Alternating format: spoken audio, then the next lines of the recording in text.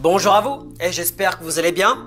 Bonne nouvelle, la ville peut vous donner jusqu'à 30 000 $.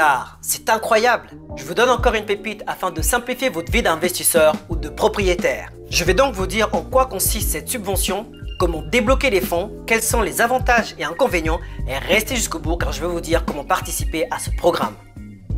Allez, à tout de suite. Tout d'abord, si vous ne me connaissez pas encore, mon nom est Julio et bienvenue sur ma chaîne. Je suis un expatrié vivant au Canada. Je suis un investisseur en immobilier comptant 16 appartements répartis au Québec, de Gatineau jusqu'à Montréal. Dans mon parcours, j'ai eu la chance d'être conseillé par des investisseurs accomplis, les meilleurs agents immobiliers, d'excellents banquiers et plein d'autres acteurs qui ont contribué à ma réussite. Ce que je vous propose ici, c'est de vous partager mon aventure en ce qui concerne mes débuts, ma situation actuelle et mes projets à venir. Vous pourrez ainsi bénéficier de ce savoir que j'ai développé pour simplifier l'immobilier, ne plus en avoir peur et éviter les pièges tout en prenant en main votre indépendance financière. Cliquez sur le pouce bleu, abonnez-vous à la chaîne et activez la cloche des notifications pour ne rien manquer de ces vidéos qui vous apporteront du très bon contenu orienté mindset et immobilier. Alors la ville me donne de l'argent pour ma résidence? Mais c'est quoi cette histoire?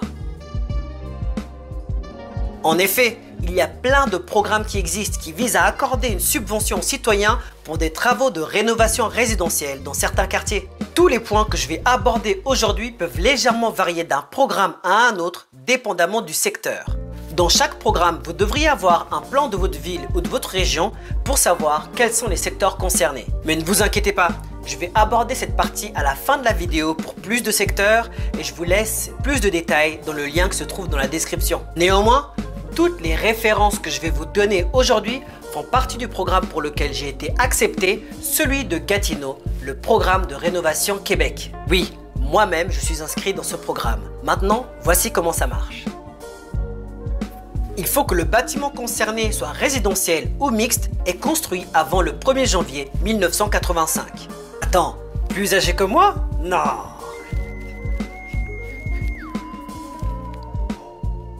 Vous n'êtes pas admissible si vous êtes dans une zone inondable ou dans une zone à glissement de terrain. Quels sont les travaux admissibles? Tout type de travaux, en passant par l'isolation, l'humidité, le revêtement usagé, portes et fenêtres en mauvaises conditions, tout ce qui touche à la résidence. Dites-vous une chose, ces programmes visent à faire des travaux de réfection, de restauration et de remplacement. À juste titre, vous avez des liens dans la description qui vous disent en détail ce que vous pouvez faire comme travaux ou non. Comment recevoir l'argent? Les subventions sont versées en fonction de la typologie du logement. Vous avez 5 000 $ par chambre pour une habitation collective de 4 chambres et plus. Vous avez 6 250 $ pour un studio. Vous avez 7 500 $ pour une chambre à coucher. Vous avez 10 000 $ pour 2 chambres à coucher. Vous avez 15 000 $ pour 3 chambres à coucher. Alors au maximum, vous pouvez avoir 25 960 $ si le bâtiment est occupé que par des locataires et 30 960 $ si le bâtiment est habité par le propriétaire occupant ou si c'est un bâtiment patrimoine. Dans mon cas, la Société d'habitation du Québec et la ville de Gatineau participent à 50% et le citoyen met les autres 50% en ce qui concerne les travaux et la main-d'œuvre. Prenons ma situation comme exemple. J'ai fait des rénovations qui s'élèvent à 50 000 $ pour un 4 logements. À ce moment-là, j'aurai un remboursement de 25 000 $ à la fin des travaux. Quelles sont les conditions? Les travaux doivent être exécutés par un professionnel qui a ses licences appropriées. Petit conseil, avant d'engager qui que ce soit, demandez aux professionnels quelles sont leurs certifications et leurs licences. De toute façon, dans le formulaire de la ville, si vous ne mettez pas ces informations, le dossier ne sera pas recevable. Au niveau des conditions, ce qu'on peut noter aussi, c'est qu'une fois que le dossier a été accepté, vous avez au plus tard 1 an pour débuter vos travaux.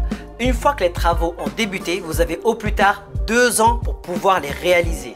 Quels sont les avantages? En effet, la moitié des travaux sont payés. Donc clairement, il vous reste des fonds dans votre poche. Dans le même principe, la moitié qui vous reste qui est disponible pourrait vous servir potentiellement à réaliser d'autres travaux, à faire d'autres investissements immobiliers ou simplement réinvestir en vous en profitant de cette somme. C'est-à-dire profiter de la vie.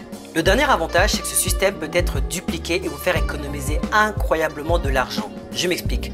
Pour s'inscrire aux subventions, vous pouvez le faire plusieurs fois. Donc vous pouvez avoir un remboursement potentiellement de 25 000 une fois et une autre fois le refaire, donc ça fait un remboursement en tout de 50 000, 75 000, 100 000. Vraiment, c'est pas négligeable. Dans les inconvénients, il y a le délai. Dans certains cas, il y a des temps d'attente d'au moins de 2 ans. En effet, vous n'êtes pas les seuls à postuler et dans le processus, il y a plusieurs étapes, ce qui rend les démarches encore plus longues.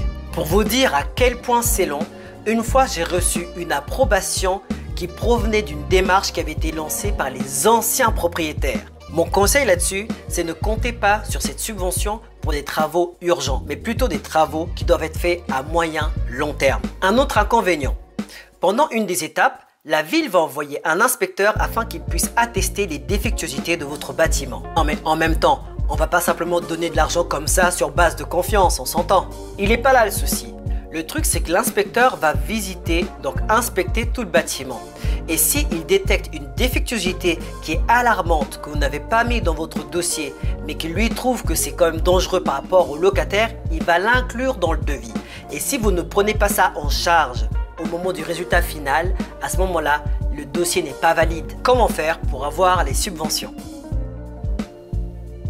Je vous laisse un lien dans la description qui va vous rediriger vers la ville de Gatineau qui va vous donner le formulaire, les termes et les modalités.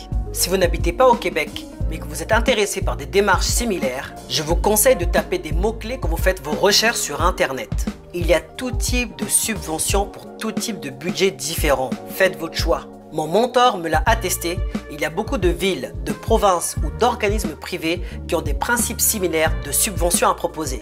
En tout cas, ça vaut toujours le coup de se renseigner et de faire une demande. On se plaint souvent que la vie est chère et on a peur des prix, mais des solutions comme celle-ci existent. Voilà de quoi faciliter la vie des investisseurs, des propriétaires et des futurs propriétaires. Est-ce que vous aussi, vous connaissez des programmes de subvention qui vous ont permis de réaliser des économies? Si oui, faites-le moi savoir dans les commentaires. Abonnez-vous si vous ne connaissez pas cette pépite et pour recevoir des vidéos comme celle-ci orientées mindset et immobilier. Si vous êtes déjà abonné, à ce moment-là, je me contenterai d'un pouce bleu.